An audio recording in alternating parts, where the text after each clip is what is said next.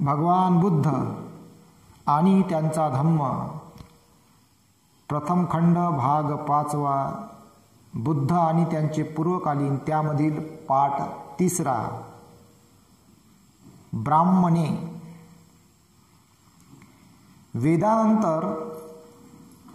वेदानंतरचे धार्मिक ग्रंथ ब्राह्मणे या नावाने ओळखले जातात. वेदानंतरचे धार्मिक ग्रंथ ब्राह्मणे या नावाने ओळखले जातात. दोहोंनाही पवित्र ग्रंथ मानले जात होते. वस्तुतः ब्राह्मणे हा वेदांचाच एक भाग होय. दोन्ही ग्रंथ सारख्याच महत्त्वाचे मानले जात असून त्यांना श्रुती या नावाने संबोधितात. पहा, वेद आणि ब्राह्मणे हे दोन ग्रंथ, यांना काय म्हणतात? श्रुती. हे दोन्ही ग्रंथ सारख्याच महत्त्वाचे मानले जात असून त्यांना श्रुती या नावाने संबोधितात. ब्राह्मण तत्वज्ञान हे 4 सिद्धांतावर आधारलेले आहे. पहिला सिद्धांत की वेद हे केवळ पवित्र आहेत असे नसून ते अचूक आहेत आणि त्यांचा अधिकार वादातीत आहे. ब्राह्मण तत्वज्ञानाचा दुसरा सिद्धांत असा की योग्य ते वैदिक यज्ञ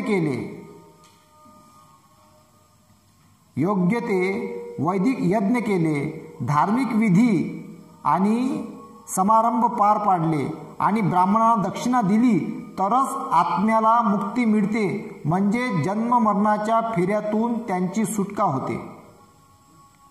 वेदांत सांगितलेली आदर्श धर्माचीच कल्पना ब्राह्मणांपाशी होती असे नव्हे, तर आदर्श समाजाविषयी ही त्यांची एक कल्पना होती. कल्पना, त्याच्यामध्ये परिपूर्णता नाही. या आदर्श समाज रचनेला त्यांनी चातुर्वर्ण्य असे नाव दिले. चातुर्वर्ण्याची कल्पना वेदांत सांगितलेली आहे आणि ज्या अर्थी वेद हे स्खलनातील व वादातीत आहेत, त्या अर्थी समाज रचनेची चातुर्वर्ण्य पद्धती सुद्धा बंधनकारक आणि वादातीत आहे. ही समाज पद्धती काही विशिष्ट नियमांवर आधारलेली होती. बंधनकारक होती त्यावेळी चातुर्वर्ण व्यवस्था. किती मोठी क्रांती केली भगवान बुद्धांनी. ही समाज पद्धती काही विशिष्ट नियमांवर आधारलेली होती. पहिला नियम असा की समाज 4 वर्णात विभागला जावा. ब्राह्मण, दुसरा क्षत्रिय, तिसरा वैश्य, चौथा शूद्र. ब्राह्मण, क्षत्रिय, वैश्य आणि शूद्र. आता ब्राह्मण एक वर्ग आहे, एक क्षत्रिय वर्ग आहे. वर्णवादी व्यवस्थेनुसार क्षत्रिय वर्गामध्ये लढवय्ये लोक, वैश्य वर्गामध्ये व्यापारी लोक म्हणजे फक्त बिझनेस करणारे, आणि चौथ्या वर्णामध्ये शूद्रामध्ये मोडतात. आपण नाही मोडत शूद्रात, वर्णवादी व्यवस्थेनुसार सांगू राहिलो. त्या ग्रंथात लिहिलेलं आहे वर्णवादी व्यवस्थेनुसार शूद्रामध्ये मोडते सगळे ओबीसी. त्याच्या खाली मग VJNT, NT, national tribe, SC, ST हे अतिशूद्रामध्ये मोडतात. म्हणजे शूद्राच्याही बाहेर, याच्यापेक्षाही खालचे. एवढं भयंकर होतं. तर आता हे वाचन केलं पाहिजे अभ्यासकांनी. इतिहास माहीत असला पाहिजे. दुसरा नियम असा की या वर्णात सामाजिक समता असू शकत नाही. वर्गवार विषमतेच्या नियमाने ते परस्परांशी बांधले गेले पाहिजेत. आता एक 4 वर्णाची व्यवस्था होती, याच्यामध्ये समता नव्हती, ते विषमता होती. म्हणजे खालचा कोणी वरता जाऊ शकत नाही. म्हणजे याच्या घरची सोयरीक इकडे नाही होऊ शकत, इकडली सोयरीक इकडे नाही होऊ शकत. आपल्या आपल्या घरातच सोयरीक करा. म्हणजे हे बंधनकारक होतं. आजही कुठे कुठं पाळतात या गोष्टी. सर्वांच्या वर ब्राह्मण असले पाहिजेत. ब्राह्मणांच्या खालोखाल पण वैश्यांच्या वर क्षत्रिय, क्षत्रियांच्या खालोखाल परंतु शूद्रांच्या वर वैश्य आणि शूद्र हे सर्वांच्या खाली असले पाहिजे. हक्क आणि अधिकार यांच्या बाबतीत या 4 वर्णात समानता असू शकत नव्हती. हक्क व अधिकार यांचा प्रश्न वर्गवार विषमतेच्या नियमांवर आधारलेला होता. ब्राह्मणाला हलकासा कमी करा. ब्राह्मणाला त्यांच्या इच्छेप्रमाणे सर्व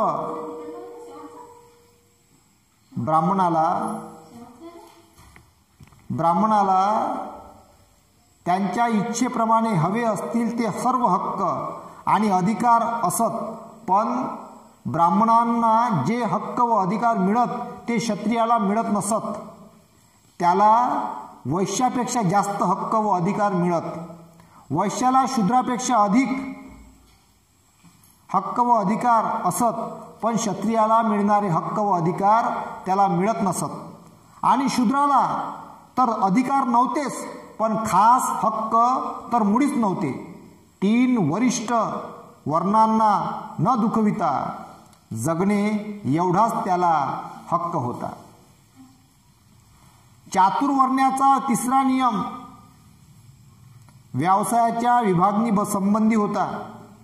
अध्ययन, अध्यापन आणि धार्मिक विधी करणे हा ब्राह्मणांचा व्यवसाय होता.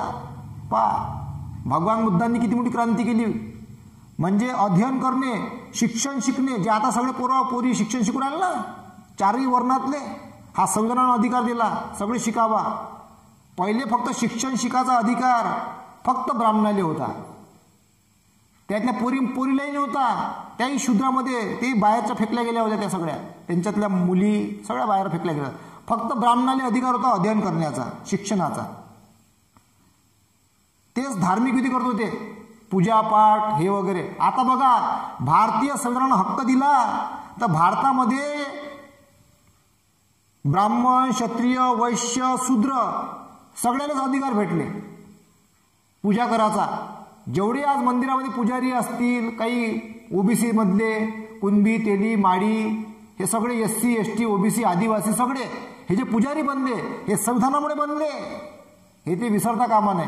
पहा संविधान किती महत्वाचं आहे. पहिले त्याने अधिकार नव्हता पुजारी बनण्याचा. जेव्हापासून संविधान लागू झालं 26 नोव्हेंबर 1949 रोजी संविधान स्वीकारले गेलं, राष्ट्रपतीला बहाल केलं डॉक्टर आंबेडकरांनी. आणि 26 जानेवारी 1950 पासून संविधान लागू झालं भारताला. तेव्हापासून इथल्या संपूर्ण क्षत्रिय, वैश्य आणि शूद्रांच्या लोकांना पूजा करण्याचा अधिकार भेटला, मंदिरामध्ये जाण्याचा अधिकार भेटला. हा भारतीय संविधानामुळे मिळालेला आहे. पहिले शिक्षणाचा अधिकार नव्हता, डॉक्टर बनाचा अधिकार नव्हता,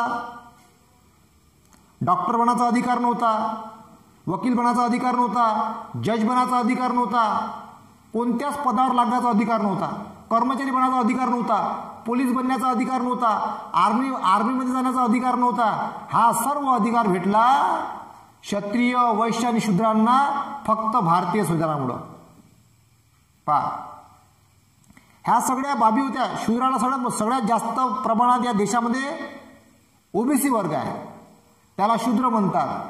सर्वात जास्त प्रमाणात देशामध्ये 52% वर म्हणजे जवळपास अर्ध्याहून जास्त वाटा हा शूद्रांचा आहे देशामध्ये. पण त्यांना अधिकार नव्हता, शिक्षणाचा अधिकार नव्हता, आर्मीमध्ये लागायचा अधिकार नव्हता, मास्तर बनण्याचा अधिकार नव्हता. हा सगळा अधिकार त्यांना मिळाला भारतीय संविधानामुळे. तर ह्या सगळ्या बाबी आहेत, ह्या समजून घेतल्या पाहिजे. आज बघा मी जे वाचन करू राहिलो, अध्ययन करू राहिलो, अध्ययन म्हणजे मी ब्राह्मण आहे. जर ते बाबासाहेबांनी काय केलं, ते वर्णवादी व्यवस्था कायद्यामध्ये आणली, कर्मानुसार आणली, धर्मानुसार नाही आणली बाबासाहेबांनी वर्णवादी व्यवस्था. वर्णाला नष्ट करून कर्मामध्ये वर्ण आणलं, कर्म. आता ब्राह्मण, क्षत्रिय, वैश्य, शूद्र म्हणजे काय होते माहिती आहे का? जो मास्तर आहे आता शाळेमध्ये, मग तो SCचा असो, STचा असो, OBCचा असो या कुठल्याही वर्णाचा असो, जो मास्तर आहे तो ब्राह्मण आहे. पहा मी काय सांगू राहिलो. जो आर्मीमध्ये आहे, पोलीसमध्ये आहे, त्याच्या आधी बंदूक आहे, रायफल आहे, आर्मीमध्ये आहे, बॉर्डर आहे, पोलीस आहे, तो कोण होय? तो क्षत्रिय होय. समजून राहिलं काय कसं सांगू राहिलो मी? हे आलं कर्मानुसार. आता जो प्रॅक्टिस करून, अभ्यास करून, शिक्षण शिकन, आपल्या तो पदावर जाईल. जो आर्मीच्या बॉर्डरवर आहे, सैनिक आहे, ऑफिसर आहे, तो कोण होय? क्षत्रिय होय कर्मानुसार. आणि जो बिझनेसमॅन आहे, किराणा दुकान आहे, पेट्रोल पंप आहे, मोठे मोठे मॉल आहे, मोठ्या मोठ्या बिल्डिंग आहे, त्यामध्ये त्याचं ऑफिस आहे, बिझनेसमॅन आहे, तो कोण होय? वैश्य, व्यवसाय करणारा. आणि जो जो मजुरी करते, ढोर कष्ट करते, तो होय शूद्र. अशा प्रकारे कर्मानुसार वर्णवादी व्यवस्था आणली. आता एखाद्याचा वडील समजून कमी शिकलेला आहे बिचारा, ढोर कष्ट, त्याला असं वाटतं माझ्या पोराले मले राष्ट्र ऑफिसर बनवायचं आहे, आमदार बनवायचा आहे, खासदार बनवायचा आहे, त्याला कलेक्टर बनवायचा आहे, डॉक्टर बनवायचा आहे, वकील बनवायचा आहे, जज बनवायचा आहे. एखादा नाल्या साफ करणारा पोरग सुद्धा आज जज बनू शकते का? मी बा हे कष्ट केलं, मी हे ढोर कष्ट केलं, मेहनत केली, पण माझा मुलगा ऑफिसर झाला पाहिजे, हा अधिकार त्याला कोण दिला? भारतीय संविधानाने दिला. पहिले होता काय? पहिले नाल्या साफ करत राहा जिंदगीभर मरेपर्यंत.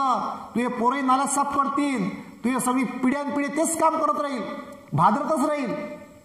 आता हा अधिकार जो दिलेला आहे, का एखाद्याला असं वाटलं एखाद्या पोराले का बा मी आतापर्यंत माझ्या बाबानं लय नाल्या साफ केल्या, लय ढोर कष्ट केले, लय शेतीमध्ये कामं केले, मला कलेक्टर बनायचं आहे, त्याले हे स्वातंत्र्य कोण दिलं विचार करण्याचं? भारतीय संविधानानं. पण पहिले नव्हतं. हे त्याला अधिकार मिळालं भारतीय संविधानामुळं. का एखाद्या ढोर कष्ट करणाऱ्याचा मुलगा सुद्धा कलेक्टर होऊ शकते, डॉक्टर होऊ शकते, वकील होऊ शकते, जज होऊ शकते, तो मुलगा असो की मुलगी असो. पहिले मुलींना तर शिक्षणाचा अधिकारच नव्हता, मग ते कोणत्याही वर्णातली असो, त्यांना मुळीच शिक्षणाचा अधिकार नव्हता. हा त्यांना अधिकार जो मिळालेला आहे.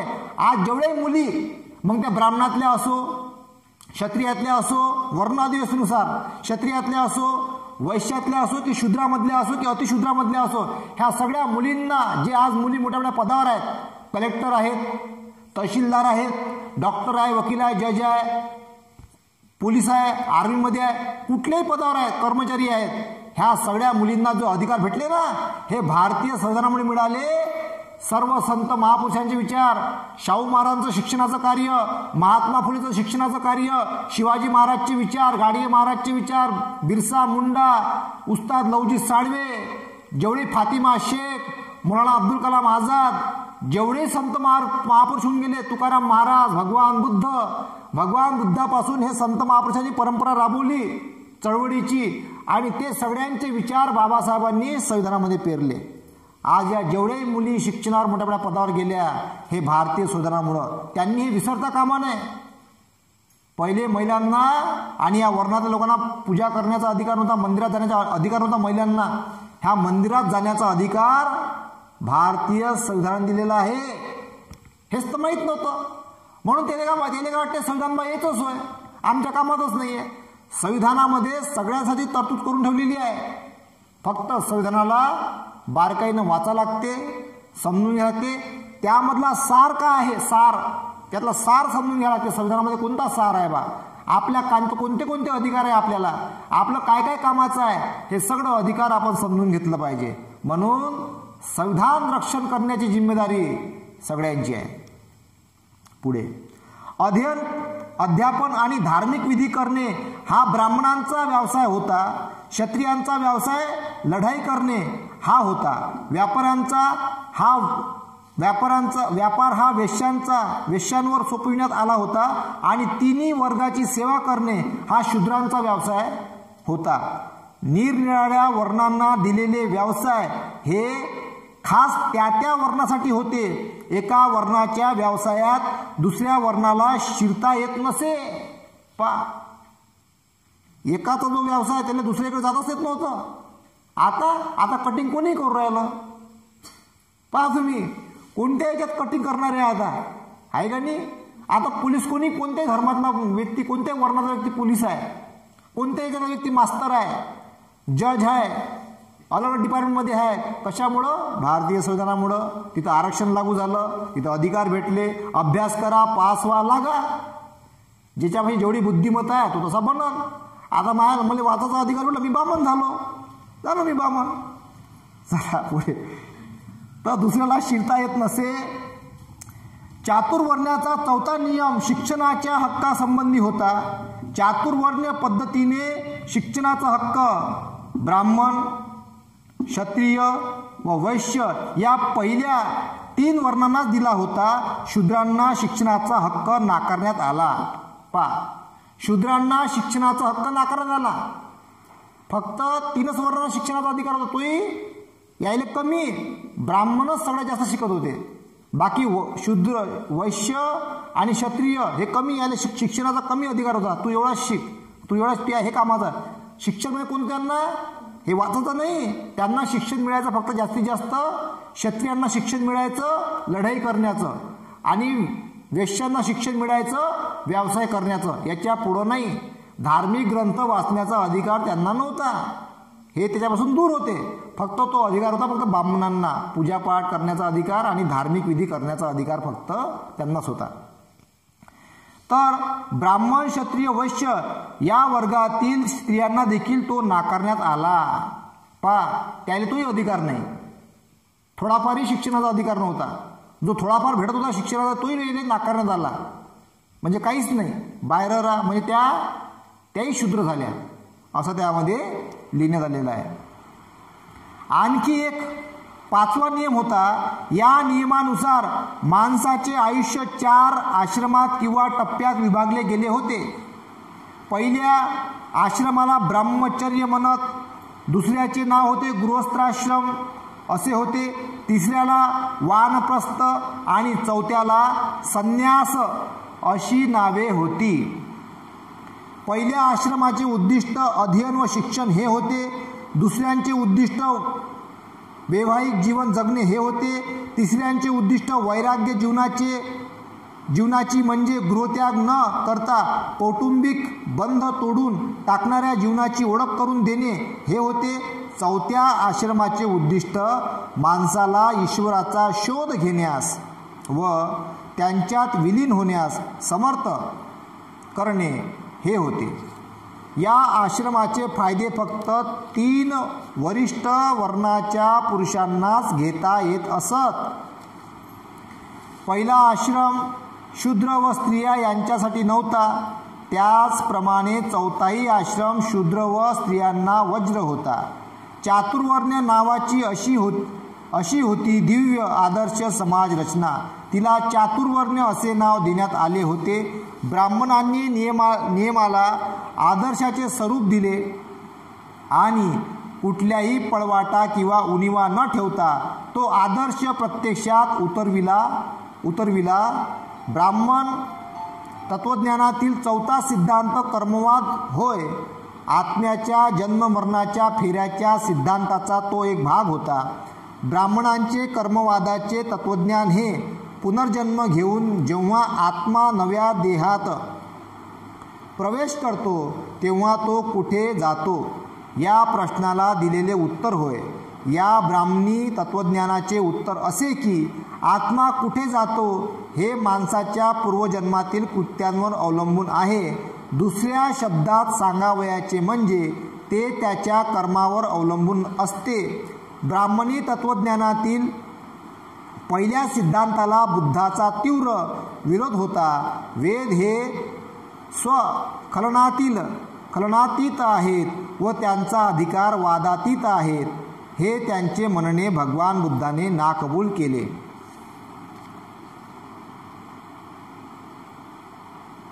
त्यांच्या मते निर्दोष व वादातीत असे काही नाही. कोणत्याही गोष्टीची फेर तपासणी आणि फेर विचार करण्यास प्रत्यवाय नसावा. माणसाला यथार्थ सत्य समजले पाहिजे. भगवान बुद्धांच्या मते विचार स्वातंत्र्य सर्वात महत्त्वाची व आवश्यक बाब होती. आणि सत्य शोधून काढण्याचा विचार स्वातंत्र्य हा एकमेव मार्ग आहे अशी त्यांची खात्री होती. वेद अपौरुषेय आहेत असे मानणे याचा अर्थ विचार स्वातंत्र्याला संपूर्ण नकार देणे असा होय. या कारणास्तव ब्राह्मणी तत्त्वज्ञानाचा सिद्धांत भगवान बुद्धांना दोषार्ह वाटला. ब्राह्मणी तत्त्वज्ञानातील दुसऱ्या सिद्धांतालाही त्यांचा तितकाच विरोध होता. यामध्ये ते काही तथ्य असल्यास त्यांना मान्य होते, परंतु खरा यज्ञ आणि खोटा यज्ञ यात त्यांनी भेद केला. यज्ञामध्ये दोन प्रकार सांगितले भगवान बुद्धांनी, खरा यज्ञ आणि खोटा यज्ञ. यामध्ये काय केलं त्यांनी? भेद केला. भेद. दुसऱ्यांच्या हितासाठी स्वहिताचा त्याग करणे हा खरा यज्ञ होय असे त्यांनी मानले. म्हणजे दुसऱ्याच्या हितासाठी स्वहिताचा त्याग करणे हा खरा यज्ञ होय असे त्यांनी मानले. म्हणजे भगवान बुद्ध यज्ञ कायले म्हटलं? दुसऱ्याच्या हितासाठी स्वतःच्या हिताचा त्याग करणे हा खरा यज्ञ होय. म्हणजे एखादी आई बापा दोनच पोळ्या राहिल्या, पोराला दोन्ही पोळ्या खाऊ घालते. सांगत नाही का एक पोळी तू खाय बा, एक पोळी, असं नाही म्हणत. त्याचं पोट भरलं पाहिजे, काय करते? दोन्ही खाय बाबा. स्वतः बिचारी उपाशी राहून पाणी पिऊन झोपून जाते.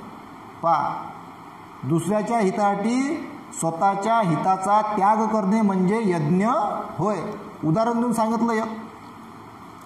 दुसऱ्याच्या हितासाठी स्वहिताचा त्याग करणे हा खरा यज्ञ होय असे त्यांनी मानले. वैयक्तिक स्वार्थासाठी देवाला प्रसन्न करण्यासाठी एखाद्या पशुचा बळी देणे हा त्यांच्या मते खोटा यज्ञ होय. आता काही जण काय करतात? बळी देतात. बापा हे झालं पाहिजे, ते झालं पाहिजे, मग जनावर आले मग मारून टाकायचं, बळी द्यायचा. आता कुठं सुरू आहे असं. तर हा त्यांनी काय म्हटलं? खोटा यज्ञ होय. ब्राह्मणांचे यज्ञ बहुधा देवाला संतुष्ट करण्यासाठी पशूंचे बळी देऊन केलेले यज्ञ असत. अशा यज्ञांचा खोटे यज्ञ म्हणून त्यांनी धिक्कार केला. आता त्यावेळेस बळी देत होते यज्ञामध्ये विविध जनावरं, घोडा, गाय, बैल, हरण, विविध पक्षी सगळे मारत होते यज्ञामध्ये. भगवान बुद्धांनी बळी ते थांबवली. हे त्यांनी हिंसा होणं थांबवली भगवान बुद्धांनी. म्हणजे पहिले गौरक्षक, गाईचं रक्षण जर कोणी केलं असेल सगळ्यात पहिले, पशूंचं रक्षण जर कोणी केलं असेल सगळ्यात अगोदर, तर भगवान बुद्धांनी. पहिले गौरक्षक भगवान बुद्ध आहेत. म्हणून गाडगे बाबा म्हणायचे नेहमी आपल्या याच्यामध्ये, गोपाला गोपाला देवकीनंदन गोपाला. गोपाला म्हणजे गौचा पालन करणारा, गोपाला देवचं पालन करणारा म्हणजे गोपाला म्हणजे सिद्धार्थ लहान असतानाचा. आणि देवकीनंदन, देवकी म्हणते महामायेला, तिचं नाव देवकी, तिला देवी म्हणत त्यावेळेस. देवकीनंदन, नंदन म्हणजे लहान बाळ, म्हणजे सिद्धार्थ. देवकीनंदन गोपाला. त्यावेळेस भगवान बुद्ध गोपालक होते. लहान लहान ते त्यावेळेस त्याच्या घराण्यामध्ये जनावरं वासरं वगैरे होते, तर गाईचं ते पालन करणारे होते. त्यांना म्हणतात गोपाला. म्हणून गाडगेबाबांनी भगवान बुद्धांचं आयुष्यभर नाव घेतलं. हे समजून घेतलं पाहिजे. आत्म्याच्या मुक्तीसाठी जरी असे यज्ञ केले गेले तरीही त्यांना ते मान्य नव्हते. यज्ञाविरोधी असलेले लोक ब्राह्मणांचा उपहास करून म्हणत, पशूंचा बळी देऊन जर एखाद्याला स्वर्गप्राप्ती होत असेल तर मग त्याने स्वतःच्या बापाचाच बळी का देऊ नये, असा प्रश्न उपस्थित केला. स्वर्गात जाण्यात तो अधिक जलद मार्ग ठरेल. भगवान बुद्ध या विचारांशी अंतःकरणपूर्वक सहमत होते. यज्ञाचा सिद्धांत भगवान बुद्धांना जितका तिरस्करणीय वाटत होता तितका चातुर्वर्ण्याचाही सिद्धांत त्यांना नापसंत होता. चातुर्वर्ण्याच्या नावाने ब्राह्मणी धर्माने केलेली समाजरचना त्यांना नैसर्गिक समाजरचना वाटली नाही.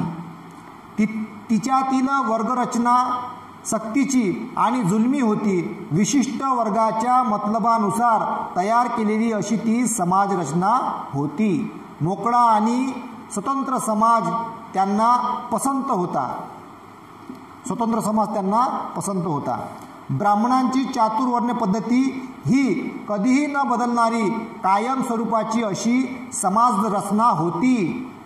एकदा ब्राह्मण झाला की तो कायमचा ब्राह्मणच, एकदा क्षत्रिय झाला की तो कायमचा क्षत्रिय, एकदा वैश्य झाला की तो कायमचा वैश्य आणि शूद्र तो कायमचा शूद्र. ही समाज रचना व्यक्तीच्या जन्मावरून प्राप्त झालेल्या दर्जावर आधारलेली होती. जन्मावर आधारलेली होती समाज रचना. मग एकदा ब्राह्मणाच्या घरात जन्माला गेला का ब्राह्मणच, क्षत्रियाच्या घरात गेला का क्षत्रिय, वैश्याच्या घरात गेला का वैश्य आणि शूद्राच्या घरात गेला का शूद्र. भोगत राहा जिंदगीभर. पण याला काय केलं, आधारलेली होती. या व्यवस्थेत माणसाचा दुर्गुण कितीही भयंकर असला तरी त्यामुळे त्याचा दर्जा कमी होत नसे आणि त्याचा सद्गुण कितीही मोठा असला तरी त्याचा दर्जा उंचावण्याच्या दृष्टीने या सद्गुणाला काही किंमत नसे. योग्यता आणि प्रगती यांना या समाज रचनेत ठाण नव्हते. म्हणजे एखादा शूद्र कितीही हुशार असन तरी त्याला मास्तर बनण्याचा अधिकार नव्हता आणि एखादा ब्राह्मण कितीही नालायक असन तर तो श्रेष्ठच राहे. आलं लक्षात. म्हणजे मर्डरही केला तरी त्याला सजा होत नव्हती. असं होतं ते वर्णवादी व्यवस्था. हे सांगून राहावं, समजलं पाहिजे म्हणून एका वाक्यात. विषमता प्रत्येक समाजात असते, पण ब्राह्मणी धर्मात तिचे स्वरूप अगदी निराळे होते. ब्राह्मणांनी सांगितलेली विषमता हे त्या समाजाचे अधिकृत तत्व होते. समाजावर वाढलेली ते केवळ बांड गुढ नव्हते. ब्राह्मणी धर्माचा समतेवर विश्वास नव्हता. वस्तुतः समतेला त्याचा विरोध होता. समतेला विरोध. मग आपलं संविधान कशावर आधारलेलं आहे? समता, स्वातंत्र्य, बंधुत्व, न्याय. ब्राह्मणी धर्माचे केवळ विषमतेत समाधान झाले नाही, वर्गवार विषमता हे त्याचे सार होते. म्हणजे वर्गवार त्याच्यात फुटा पाडल्या. अजून पोट जाती 6,000 वर जाते भारतामध्ये. आपसात भांडणं लागले आहे. पहा किती भयंकर व्यवस्था आहे. समाजात सुसंवाद निर्माण करण्याचे तर दूरच राहो, पण वर्गवार विषमतेने समाजात चढत्या प्रमाणात द्वेष आणि उतरत्या प्रमाणात तिरस्कार निर्माण केला असून ती अखंड कलहाचे कारण होईल असे बुद्धाला वाटले. 4 वर्णाचे व्यवसाय देखील निश्चित केले गेले होते. व्यवसायाची निवड करण्याचे स्वातंत्र्य कुणाला नव्हते. शिवाय हे व्यवसाय काम करण्याची कुशलता यानुसार निश्चित करण्यात आले नव्हते, तर ते जन्मावरून निश्चित केले गेले होते. म्हणजे जो ज्याच्यातला आहे तो तेच काम करत. दुसऱ्या इकडे गेला का दंड फिटला तो त्यावेळेस. आता ज्याला जे वाटन तो ते करू शकते, ज्याला जे वाटन ते तो बनू शकते कायदेशीर मार्गाने. चातुर्वर्ण्याच्या नियमाचे काळजीपूर्वक निरीक्षण केल्यावर भगवान बुद्ध अशा निष्कर्षाला येऊन पोचले की ब्राह्मणी धर्माने ज्या तात्विक पायावर समाज रचना उभारली तो पाया जरी स्वार्थी नसला तरी तो चुकीचा होता. त्यांना हे स्पष्ट दिसले की चातुर्वर्ण्याने सर्वांच्या हितसंबंधाकडे तर लक्ष दिले नाहीच. चातुर्वर्ण्याने सर्वांच्या हितसंबंधाकडे तर लक्ष दिले नाहीच आणि सर्वांच्या कल्याणाचा पुरस्कार तर मुळीच केला नाही. हितावळी लक्ष दिलं नाही आणि पुरस्कारही केला नाही कल्याणाचा. म्हणजे पूर्ण वाटोळं, पुरा सत्यानाश, आपल्या दुःख भोगत राहा अशी व्यवस्था होती. तर खरोखर मुठभर लोकांच्या हितासाठी बहुसंख्य लोकांना राबविण्यासाठीच चातुर्वर्ण्याची योजना जाणून बुजून करण्यात आली होती. जसं आता उरालं भारतामध्ये.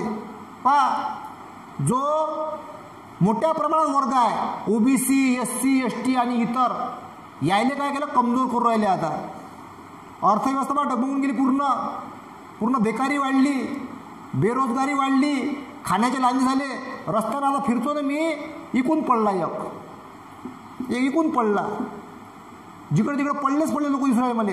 महिला पागल झाल्या बिचाऱ्या, फाटके कपडे अंगावर, फुटपाथवर लोकांची झोपण्याची संख्या वाढली, भयंकर दरिद्री वाढली. कशी व्यवस्था तयार होऊ राहिली हे समजून घ्या. आणि याच्यापेक्षा भयंकर संकट वाढणार आहे अजून, दरिद्री वाढन, गुलामगिरी वाढन. हे थांबू शकतो आपण जर आपण आपसामध्ये एकत्र राहिलो तर.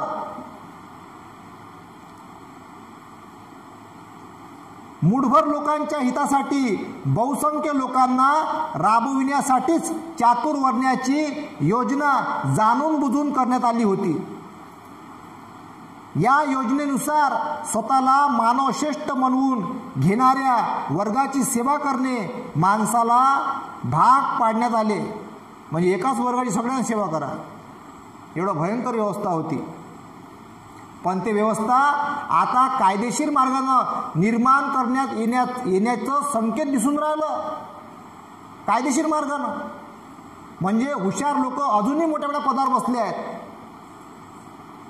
म्हणजे जो ओबीसी वर्ग, जो या देशातला ओबीसी वर्ग 52% आहे, तो सगळ्या वर्गामध्ये सर्वात जास्त प्रमाणात असायला पाहिजे होता, तो नाही आहे. ही चिंतेची बाब आहे. म्हणून याच्यावर आपल्याला काम करण्याची गरज आहे. दुर्बलांना दडपण्यासाठी, पिळण्यासाठी आणि त्यांना पूर्णपणे दास्यांत म्हणजे गुलाम, दास्यांत ठेवण्यासाठी ही योजना करण्यात आली होती. चातुर्वर्ण व्यवस्था गुलाम बनवण्यासाठी होती. बंडांची प्रवृत्ती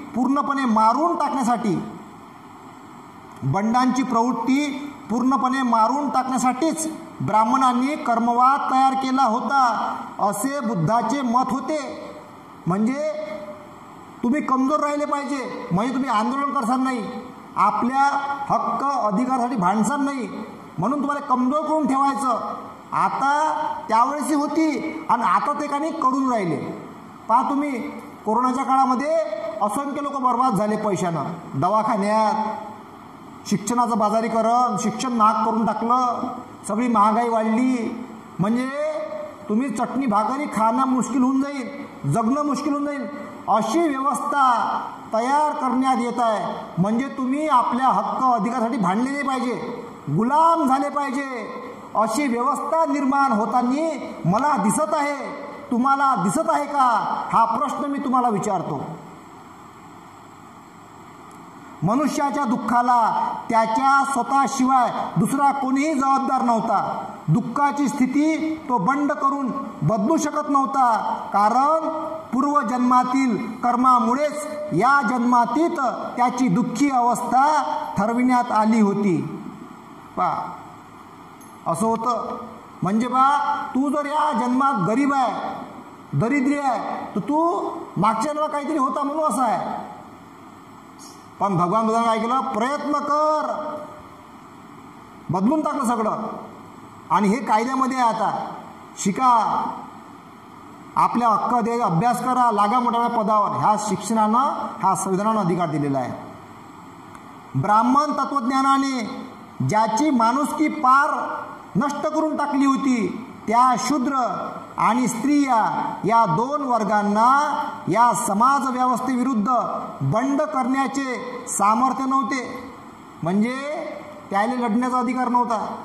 आताही गुलाम आहे, बरेच जण मानसिक गुलाम, समजूनच नाही राहिले. बाबासाहेब त्याचे कल्याण मित्र होय. कल्याण मित्र 2500 वर्षा अगोदरच भेटला भगवान बुद्ध, त्यावेळेस भेटले भगवान बुद्ध. कल्याण मित्र अजून समजले नाही. कल्याण मित्र या लोकांना 2500 वर्षा अगोदर भेटले. तिथून मग संत महापुरुष आले आणि आता बाबासाहेब भेटले कायद्याच्या रूपामध्ये. कल्याण मित्र नाही ओळखू राहिले. कल्याण मित्र आहे बाबासाहेब. तरी काही जण मूर्ख लेखाचे बाबासाहेब रागच करतात. कल्याण मित्र आहे बाबासाहेब, हे समजून घ्या. शूद्र आणि स्त्रिया या दोन वर्गांना समाज व्यवस्थेविरुद्ध बंड करण्याचे सामर्थ्य नव्हते. विद्यार्जनाचा हक्क त्यांना नाकारण्यात आला होता. याचा परिणाम असा झाला की त्यांच्यावर लादलेल्या अज्ञानामुळे आपली अशी हीन अवस्था का झाली हे त्यांना कळत नव्हते. म्हणजे जर या देशामध्ये जर सगळे बहुजन लोक जर अज्ञानी राहिले तर ते गुलाम आहे हे त्यांना समजणारच नाही. म्हणून शिक्षण हे वाघिणीचं दूध आहे. जो प्राशन करल तो गुरगुरल्याशिवाय राहणार नाही. म्हणून शिका आणि आपले हक्क अधिकार समजून घ्या. ओबीसी लोकांनी सगळ्यात जास्त सरकारी यंत्रणेमध्ये असलं पाहिजे. जज, मास्तर, मोठ्या मोठ्या पदावर, collector, IPS, IAS, MPSC, UPSC मध्ये सगळ्या पदावर सर्वात जास्त प्रमाणात ओबीसी वर्गाने असलं पाहिजे. त्यानंतर SC, मग ST आणि इतर अशी वर्गवारी व्यवस्था सर्वात जास्त प्रमाणात असली पाहिजे. तर हे आपण त्यासाठी प्रयत्न केले पाहिजे. या ब्राह्मणी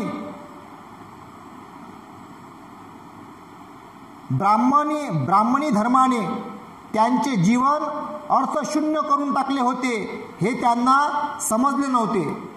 या ब्राह्मणी तत्वज्ञानाविरुद्ध बंड करण्याऐवजी ते त्याचे भक्त बनले. भक्त, आताही भक्त आहे भरपूर. मला त्रास होते, दुसऱ्याकडे काय जाऊ, आपल्याच घरात आणणार आहे ना, मला त्रास देतात. काही हसतं तर भाकरे आहे अजूनही. गुलाम आपा जर आला का त्या गावात, हां त्याने बरोबर एकटंच सांभाळतो, लोकांना नको भेटू देऊ. भाकरे आहेत ना अजूनही. मग हे भाकरे सगळ्याच्यात आहे. मग तो स्वतःला गुलाम बनवून राहिला आणि तो चळवळ थांबू राहिला. अशी कंडिशन आहे सध्या. बाबासाहेबांना त्रास झाला, भगवान बुद्धांना त्रास झाला, संत तुकारामांना त्रास झाला, शिवाजी महाराजांना त्रास झाला, महात्मा फुलेंना त्रास झाला, गाडगेबाबांना त्रास झाला, बिरसा मुंडांना त्रास झाला, उस्ताद लवजी साहेबांना त्रास झाला, फातिमा शेख, सावित्रीबाई फुले, जिजाई, रमाई, अहिल्यादेवी होळकर सगळ्यांना त्रास झाला. बाबासाहेबांनाही त्रास झाला. आताच्या काळामध्ये जे काही चांगले काम करतील त्यालाही त्रास होईल. मग ते महिला असो की पुरुष असो, कोणी असो, मग त्रास होणार आहे.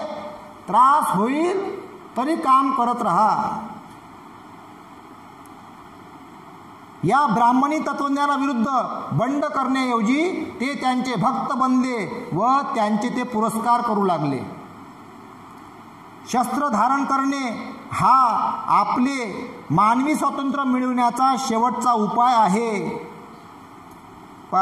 परंतु शूद्रांना शस्त्र धारण करण्याचा हक्क नाकारण्यात आला होता. कसं आहे, नाही आहे. जज असले पाहिजे, जज, डिस्ट्रिक्ट जज, हायकोर्टाला जज, सुप्रीम कोर्टाला जज असले पाहिजे. ओबीसी नाही आहे. त्यांनी यासाठी प्रयत्न केला पाहिजे. मग ते मुली असो की मुलं असो, त्यानंतर ST, त्यानंतर SC आणि ST आणि इतर यांनी सर्वात जास्त प्रमाणात आपल्या संख्येनुसार जितनी संख्या भारी उसकी उतनी भागीदारी असली पाहिजे. म्हणून यासाठी त्यांनी लढलं पाहिजे, प्रयत्न केले पाहिजे, मुलामुलींना शिकवलं पाहिजे आणि सर्वात जास्त प्रमाणात या क्षेत्रामध्ये गेलं पाहिजे. पण या क्षेत्रातली निवड करणारे कोण आहेत? ब्राह्मण आहेत. स्पष्ट सांगतो, मला माहीत आहे सगळं. ब्राह्मण आहेत, मोठ्या मोठ्या पदावर बसलेले, म्हणून तिथपर्यंत पोहोचू देत नाही. अडचणी निर्माण करण्यात येत आहे. मोठ्या मोठ्या पदावर नोकऱ्या पैसे घेऊन लावतात. 20 लाख, 25 लाख, 50 लाख पैसा घेऊन नोकऱ्या लावून राहिले. म्हणजे सरेआम छुप्या पद्धतीनं भ्रष्टाचार सुरू आहे भारतामध्ये.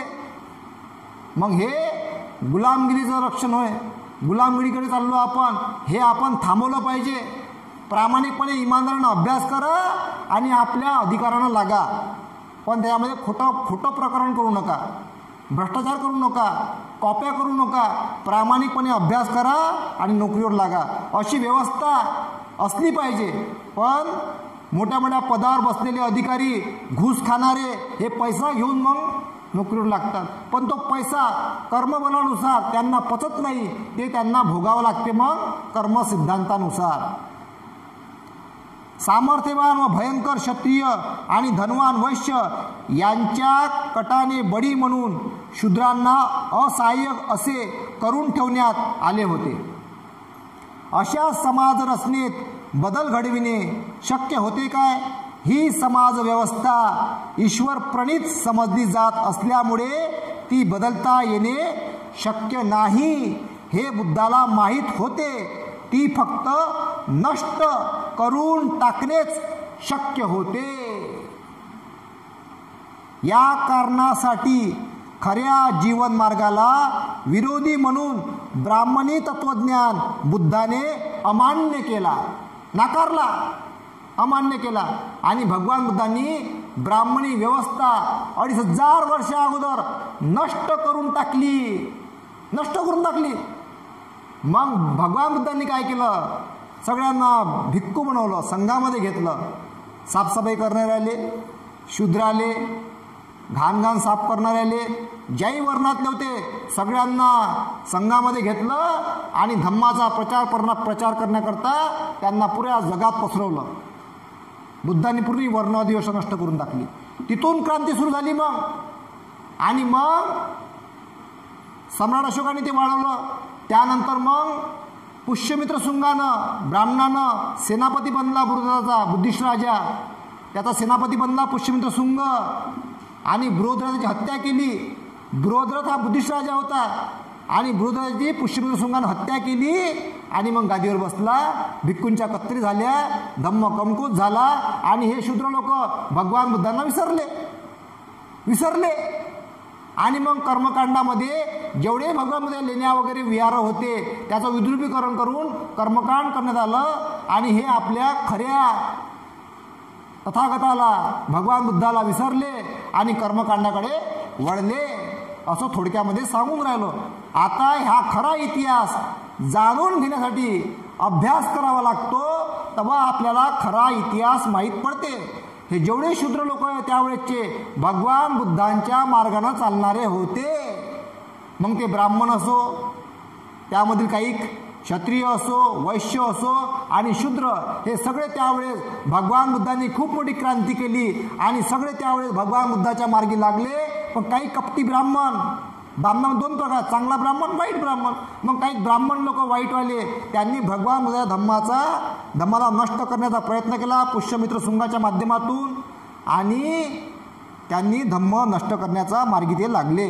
तेव्हापासून संत महापुरुषांनी ती परंपरा राबवली त्यांच्या पद्धतीनुसार आणि आतापर्यंत चालत आलेली आहे. आता या 19व्या शतकामध्ये बाबासाहेबांनी या सर्व बाबीचा अभ्यास करून संविधानामध्ये हे सर्व संत महापुरुषांचे विचार पेरले आणि आपल्याला समता, स्वातंत्र्य, बंधुत्व, न्याय मिळालं, अशी सर्व ही बाब आहे. आणि म्हणून आपण समतेनं, स्वातंत्र्यानं, बंधुत्व आणि न्यायानं जगून राहिलो. ही बाब आपण समजून घेतली पाहिजे आणि अभ्यास करून आपण वाचन केलं पाहिजे. तर इथेच थांबतो. साधू साधू साधू.